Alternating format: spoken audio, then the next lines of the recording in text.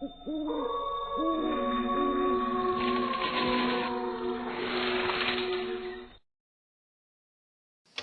के 11 बज चुके थे। बाहर धीमी बारिश हो रही थी। छत पर टीन की चादरों पर टप टप गिरती बूंदों की आवाज जैसे किसी अज्ञात मंत्र की तरह गूंज रही थी। अमावस की रात थी। कुत्ते बीच बीच में भौंक उठते थे, जैसे किसी अनजानी परछाई को देख लिया हो। पता नहीं मेरा विकास कहाँ चला गया। 10 साल हो गए, कोई खबर नहीं। मैं आशीष उस रात माँ के पास बैठा था। विकास मेरा बड़ा भाई था, जो 10 साल पहले गांव की काली नदी के किनारे से अचानक गायब हो गया था। पुलिस भी खोजते खोजते थक गई थी। लोगों ने कहा था भूतिया पेड़ के पास गया होगा, चुड़ैल पकड़कर ले गई होगी। माँ रात भर जागकर उसकी याद में रोती थी। मुझे विकास की बातें याद थी, उसकी हंसी, उसकी शरारतें, और आखिरी वो दिन जब उसने मुझे कहा था, आशीष मैं जल्दी आ जाऊंगा, डर मत। रात के करीब 2:30 बजे थे। बिजली चली गई थी। मैं माँ को समझा बुझाकर सोने गया था कि तभी मुख्य दरवाजे पर दस्तक हुई। बारिश रुक चुकी थी। कुत्तों ने जोर से भौंकना शुरू कर दिया। मैंने टॉर्च उठाई, दरवाजे की ओर बढ़ा और कांपते हाथों से कुंडी खोली। दरवाजे के बाहर कोई खड़ा था। भीगी मिट्टी की गंध और सड़ी घास की महक हवा में खुल गई। भाई, मेरे मुंह से निकला। वो बिल्कुल मेरे सामने खड़ा था। विकास जैसे का तैसा, वही चेहरे की मुस्कान, वही नजरें, लेकिन कुछ अजीब था। उसकी आंखें लाल थीं और उसके कपड़ों से मिट्टी गिर रही थी, जैसे वो कहीं मिट्टी में दबा हो। आशीष, माँ को मत जगाना, मैं आ गया। मैंने उसे अंदर बुला लिया। माँ की आंख खुल गई और वो बेटे को देखकर चीख पड़ी। विकास, तू सच में आ गया? विकास ने माँ के पैर छुए, लेकिन उसे छूते ही माँ कांप गई। उसने धीरे से मेरे कान में कहा, तुम्हें बताया तो था मैं जल्दी आऊंगा, मैं अकेला नहीं आया। अगले दिन गांव में खबर फैल गई, विकास लौट आया है। गांव वाले उसे देखकर डरने लगे। उसकी परछाई अलग दिशा में जाती थी। उसका चेहरा बिना पलक झपकाए कई मिनट तक स्थिर रहता। रात में घर में अजीब सी आवाजें आने लगी। लकड़ी की सीढ़ियां बिना किसी के चढ़े चरमराती। किचन से बर्तनों की आवाजें आती। एक रात मुझे लगा कोई मेरे बालों में उंगलियां फिरा रहा है। आंख खोलकर देखा, विकास अंधेरे में मेरे ऊपर झुका हुआ था। उसकी आंखें पूरी काली थी। उसने कहा, मैंने कहा था मैं अकेला नहीं आया। मैंने देखा, उसके पीछे खिड़की में एक काली परछाई खड़ी थी। वो धीरे धीरे हंस रही थी।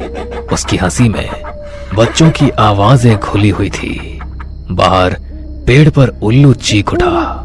गांव के बूढ़े बाबा ने बताया कि विकास के गायब होने वाली रात वो काली हवेली में गया था, जो काली नदी के पास थी। वहां पर कोई पुराना श्राप था, और जो वहां जाता वो या तो मर जाता या फिर कुछ लेकर लौटता। मैंने तय किया कि मैं उस हवेली में जरूर जाऊंगा।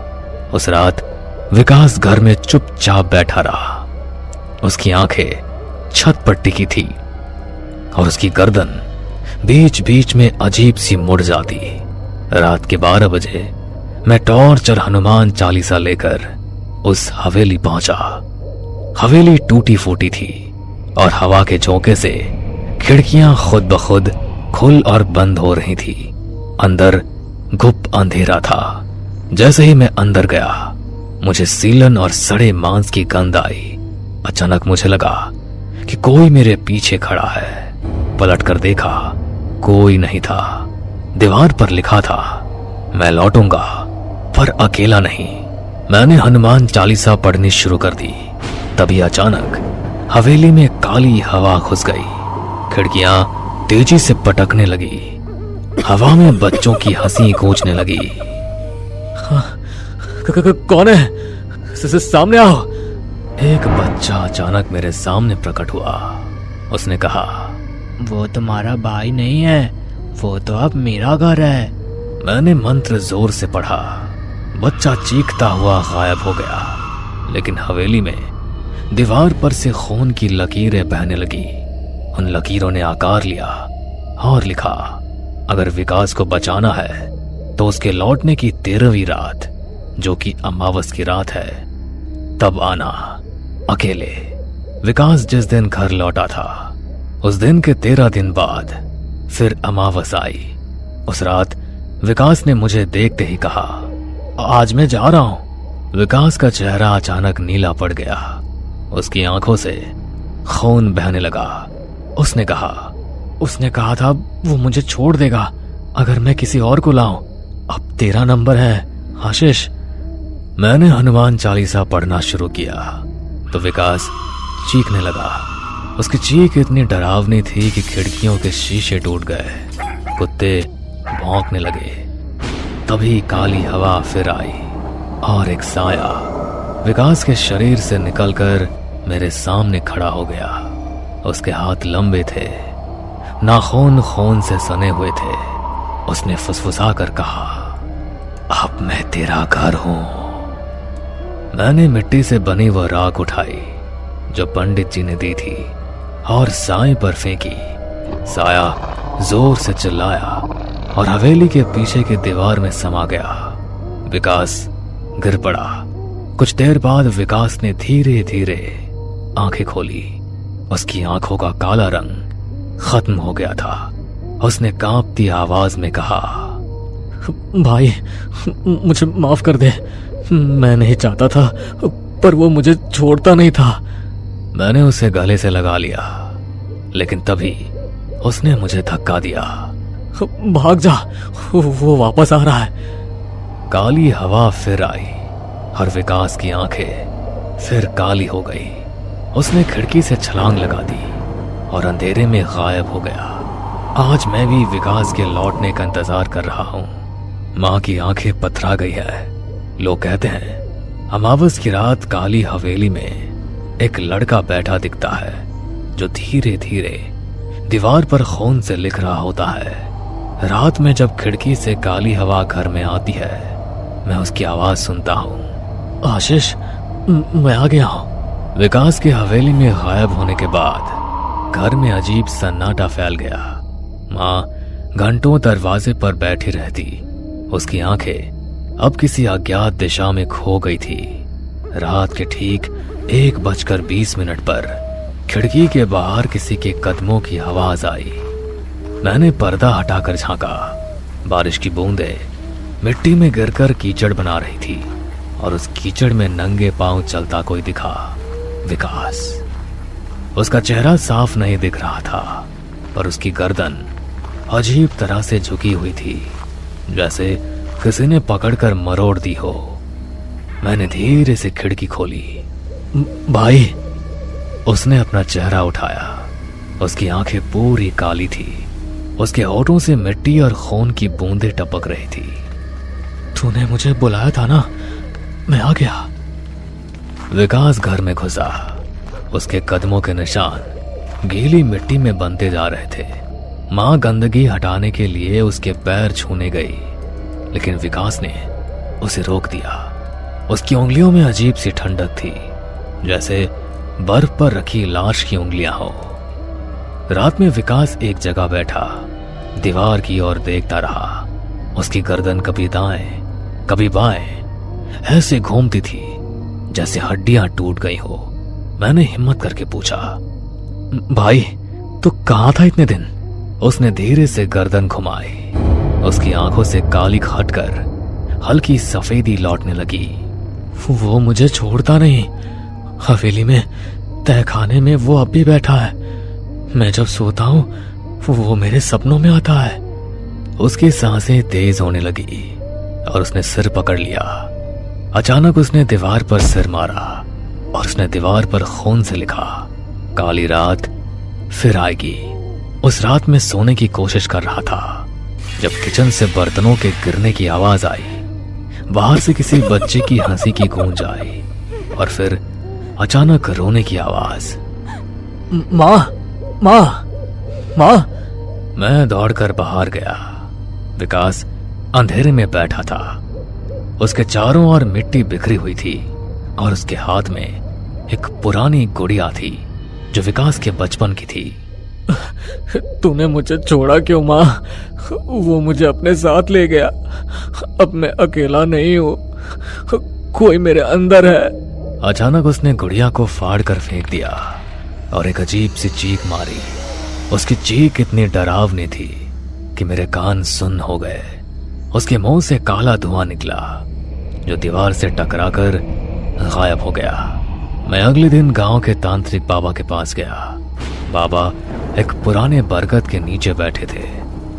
उन्होंने बिना मेरी बात सुने कहा, हवेली की तह में जो बैठा है वो अब तेरे घर आ गया है। तेरा भाई अब सिर्फ शरीर है, आत्मा उस तहखाने में कैद है। जो तेरे घर घूम रहा है वो उसका खोल है। अगर तुझे अपने भाई की आत्मा वापस चाहिए तो तुझे हवेली में जाना होगा। उस रात जब अमावस की रात हो और सन्नाटा अपने चरम पर हो।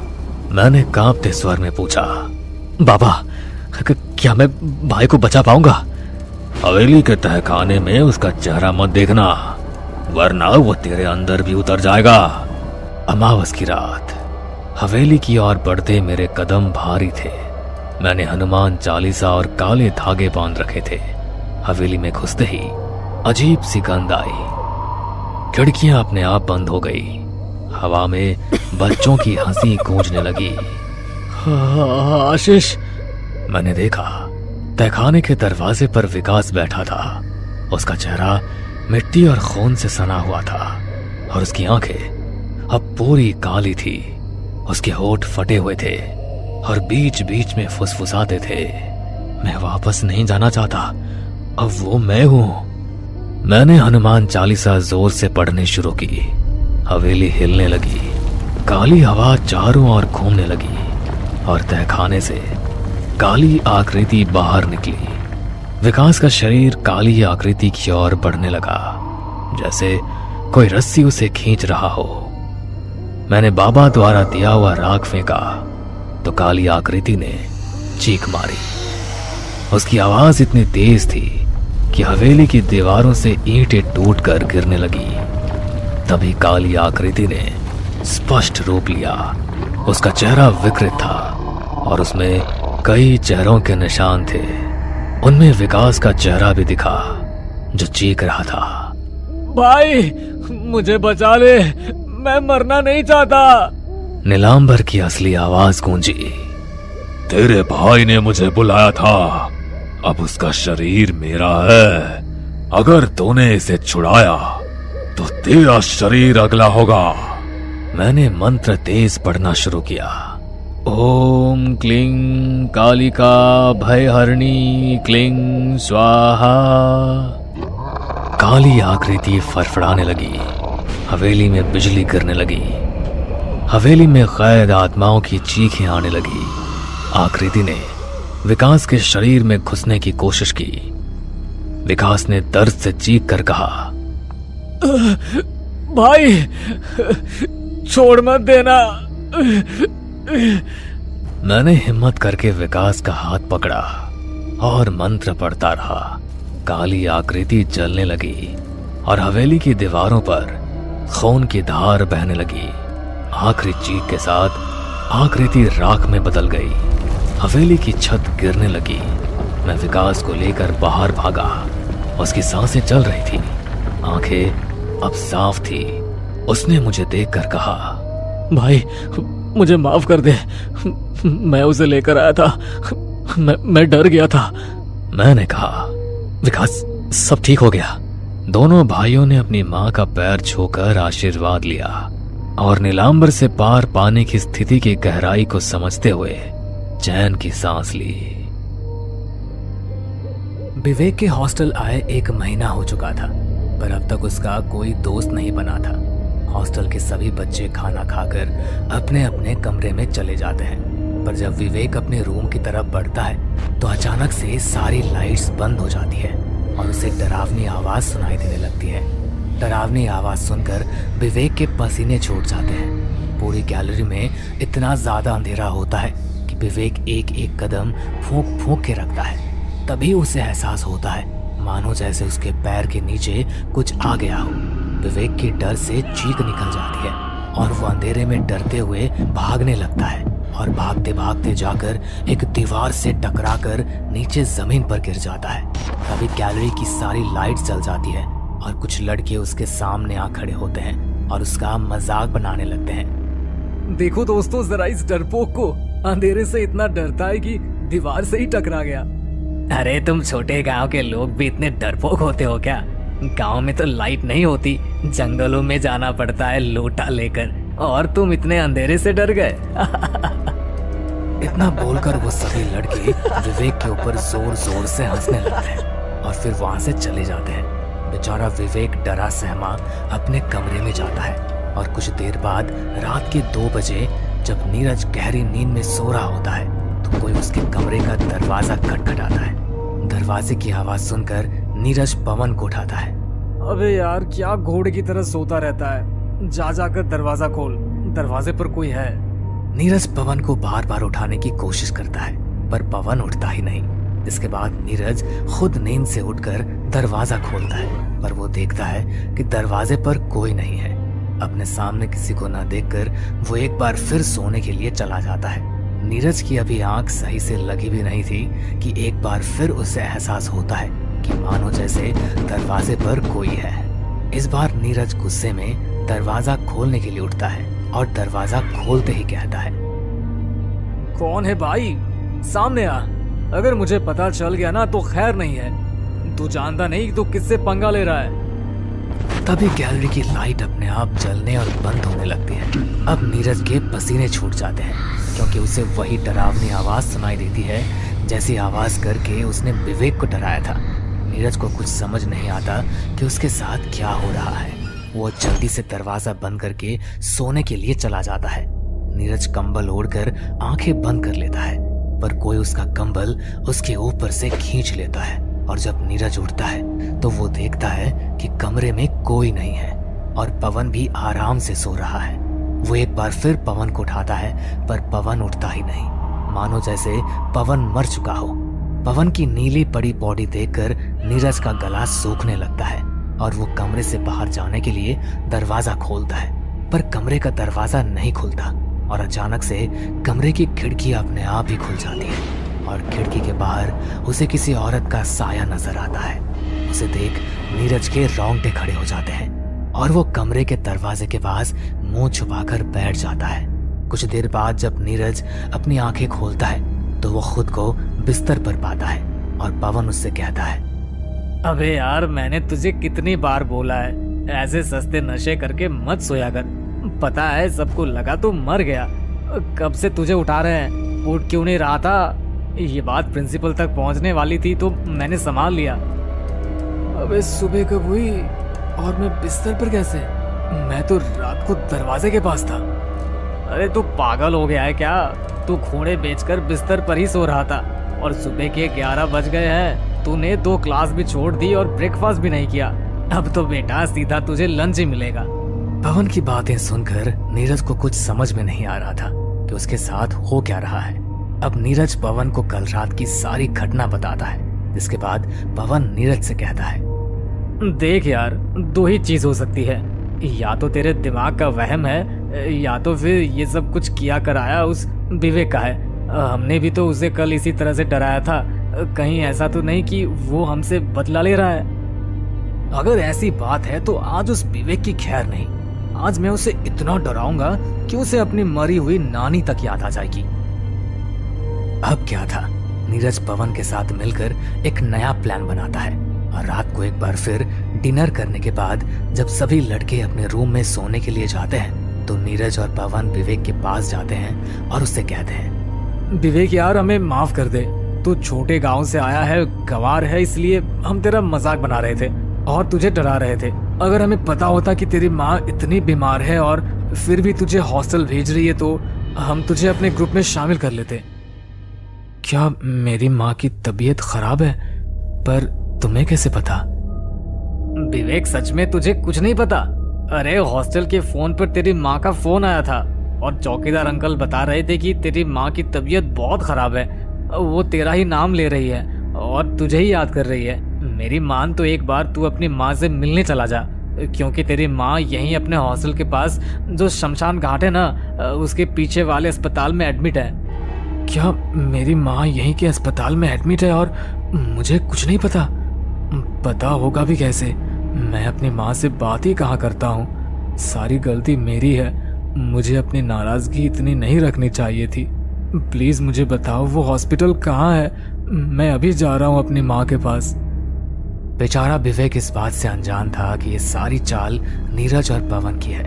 अब नीरज और पवन विवेक को बेवकूफ़ बनाकर शमशान घाट में ले जाते हैं और उसे वहीं अकेला छोड़कर एक पेड़ के पीछे छुप जाते हैं और एक बार फिर उसे डराने की कोशिश करते हैं, पर इस बार उनकी चाल उल्टी पड़ जाती है। विवेक शमशान घाट से बाहर निकलने का रास्ता ढूंढ लेता है, तो वहीं नीरज और पवन ये सब देखकर मजे ले रहे होते हैं। पर तभी तेज आंधी और तूफान चलने लगती है। अरे यार, ये मौसम अचानक से कैसे खराब हो गया? अब इस डरपोक को हम डराएंगे कैसे? भाई मेरी बात मान, तो अभी घर चलते हैं, इस बेवकूफ को यहीं छोड़ते हैं। वैसे भी ये बहुत डरपोक है, ये चाहकर भी यहाँ से नहीं निकल पाएगा और इसे तो यहाँ का रास्ता भी नहीं पता। हम दोनों यहाँ से चलते हैं, मौसम बहुत खराब हो रहा है। पर मेरा बदला? अरे भाई, तेरा बदला भी ले लेंगे, पर अभी यहाँ से चलते हैं। पवन और नीरज इतना बोलकर वहां से जाने लगते हैं कि तभी एक बड़ा सा पेड़ टूटकर उन दोनों के सामने गिर जाता है। बाल बाल बचे, मैं कह रहा था तुझे यहाँ से जल्दी चलते हैं, मौसम बिगड़ रहा है।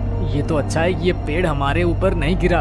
अब चलो यहाँ से। इतना बोलकर पवन नीरज का हाथ पकड़कर उसे खींचते हुए ले जाने लगता है, पर हवा इतनी तेज चलने लगती है कि पवन और नीरज आगे बढ़ ही नहीं पाते। रात का सन्नाटा और तेज आंधी तूफान के साथ बिजली भी कड़कने लगती है और पल भर में उन दोनों की नजरों के सामने से विवेक गायब हो जाता है और उन्हें एक आवाज सुनाई देती है।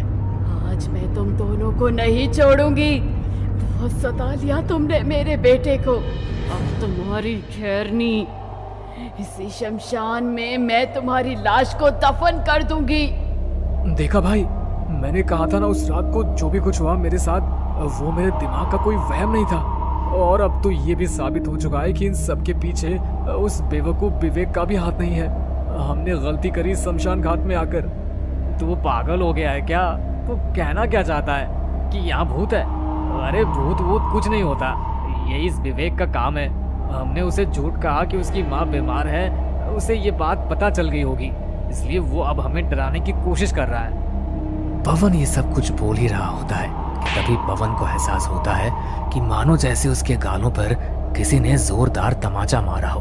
पवन अपने गाल पकड़ लेता है तो वहीं दूसरी ओर नीरज अपने आप ही हवा में उड़ने लगता है और उल्टा लटक जाता है। कौन है? देखो, तुम जो भी कोई हो, मुझे छोड़ दो।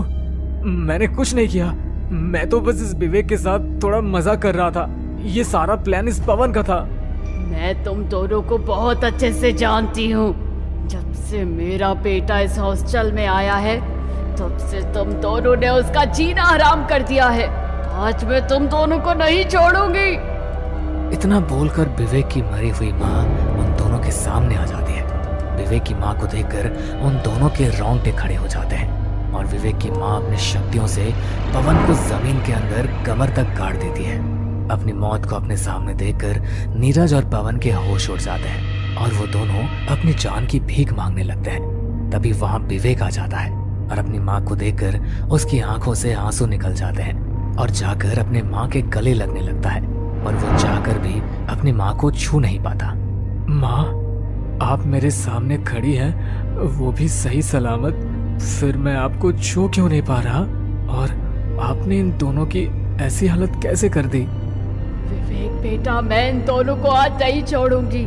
तुझे जो कोई भी परेशान करेगा वह मौत के घाट उतारा जाएगा। और बेटा, तू मुझे चाहकर भी इसलिए नहीं छू पा रहा क्योंकि अब मैं तेरी माँ इस दुनिया में नहीं रही। पर एक बात हमेशा याद रखना, मैं मरकर भी अमर हूँ और हमेशा तेरी हिफाजत करती रहूंगी। जब विवेक को ये पता चलता है कि उसकी माँ इस दुनिया में नहीं रही और उसके सामने जो औरत खड़ी है वो उसकी माँ की आत्मा है, तो विवेक के हलक में उसकी आवाज रुक जाती है और उसकी आंखों से सिर्फ आंसू के अलावा कुछ नहीं गिरते। और तभी उसके आंखों के सामने कुछ पुरानी धुंधली यादें आ जाती है, जहां वो बड़ी ही बेरुखी के साथ अपना सामान पैक करके घर छोड़कर जा रहा होता है। माँ, अगर आज पापा जिंदा होते तो आज हम शहर में होते। पापा के जाने के बाद तो तुमने मुझे बिल्कुल देहाती बना दिया है। मेरे सारे दोस्त बाहर हॉस्टल में पढ़ाई कर रहे हैं और शहर में नौकरी करने लगे हैं। एक मैं हूँ जिसकी अब तक पढ़ाई पूरी नहीं हुई, पर मैंने भी सोच लिया है मैं हॉस्टल जाकर रहूंगा और तुम मुझे अब रोक भी नहीं पाओगी। और मुझसे बात करने की कोशिश मत करना, तुम्हारा और मेरा रिश्ता खत्म हुआ। नहीं विवेक बेटा, तुझे हॉस्टल जाना है, तू जा, पर मुझसे बेरुखी से पेश मत आ। मैं तेरी बेरुखी बर्दाश्त नहीं कर पाऊंगी। मुझे माफ कर दे, मैं तुझे शहर नहीं भेज पाई, पर तू वहाँ जाकर अच्छे से रहना और मुझसे बातें करते रहना। विवेक की माँ विवेक की खुशी के लिए उसे हॉस्टल जाने देती है, पर विवेक की नाराजगी इतनी ज्यादा बढ़ गई थी कि वो हॉस्टल जाने के बाद एक बार भी अपनी माँ से बात नहीं करता। और विवेक की माँ उसकी ये बेरुखी बर्दाश्त नहीं कर पाती और वो अपने बेटे की याद में दम तोड़ देती है। पर अफसोस, इस बात से बेखबर विवेक हॉस्टल में खुद को एडजस्ट करने की कोशिश कर रहा होता है। माँ, मुझे माफ कर दो। अगर मुझे पता होता कि मेरी नाराजगी आप बर्दाश्त नहीं कर पाओगी और मुझसे हमेशा के लिए दूर हो जाओगी तो मैं कभी हॉस्टल नहीं आता। इस हॉस्टल में आने के बाद मुझे आपकी अहमियत का पता चला। मैंने आपसे बात करने की कोशिश की पर आपका फोन ही कभी नहीं लगा। लगता भी कैसे, आप इस दुनिया में जो नहीं रही। विवेक, तेरी नाराजगी खत्म हो गई मेरे लिए, यही बहुत है। पर मैं इन लड़कों को आज माफ नहीं करूंगी। उनकी हिम्मत कैसे हुई तुझे परेशान करने की। जरूर पसंद आई होगी। नहीं माँ, अगर आपके साथ इन्हें भी कुछ कुछ मत ऐसे करो। अनकहे किस्से हो ये भी चुके तो हैं, किसी के बेटे तो हैं प्लीज हमारे और मैं साथ नहीं शेयर चाहता करें। जैसे हम जरूर दोनों अपने अलग चैनल पर हो उनको गए दिखाएंगे। वैसे ही कोई माँ अपने हमारी बेटे से ईमेल अलग आईडी हो नीचे जाए। डिस्क्रिप्शन बॉक्स अगर में दी इन्हें गई कुछ है। हो गया तो तो शायद प्लीज हमारी वीडियो उनकी और माँ चैनल भी को शेयर बेटे एंड की कब्र सब्सक्राइब में मर करें जाए। और बने रहे प्लीज हमारे हमें माफ साथ कर ऐसे दो। ही अनकहे हम किस्से ऐसा फिर कभी और नहीं कहानियां करेंगे सुनने और के लिए। विवेक को अपने छोटे भाई की तरह रखेंगे और हॉस्टल में आए हर नए बच्चों का अच्छे से ख्याल रखेंगे। हमें माफ कर दो और हमें एक मौका दे दो। माँ, इन्हें माफ कर दो और एक मौका दे दो मेरे लिए। विवेक के कहने पर विवेक की माँ उन दोनों लड़कों को माफ कर देती है और वहां से गायब हो जाती है। जिसके बाद विवेक, नीरज और पवन अपने हॉस्टल चले जाते हैं। और हॉस्टल जाने के बाद अगले ही दिन पवन किसी पंडित से बात करता है और विवेक की माँ की आत्मा की शांति के लिए वो तीनों मिलकर एक पूजा करते हैं। जिसके बाद विवेक की माँ की आत्मा को शांति मिल जाती है। हमें पूरा यकीन है दोस्तों कि आप लोगों को ये कहानी जरूर पसंद आई होगी। अगर आपके साथ भी कुछ ऐसे अनकहे किस्से हो चुके हैं तो प्लीज हमारे साथ शेयर करें। हम जरूर अपने चैनल पर उनको दिखाएंगे। हमारी ईमेल आईडी नीचे डिस्क्रिप्शन बॉक्स में दी गई है, तो प्लीज हमारे वीडियो और चैनल को शेयर एंड सब्सक्राइब करें और बने रहे हमारे साथ ऐसे ही अनकहे किस्से और कहानियां सुनने के लिए।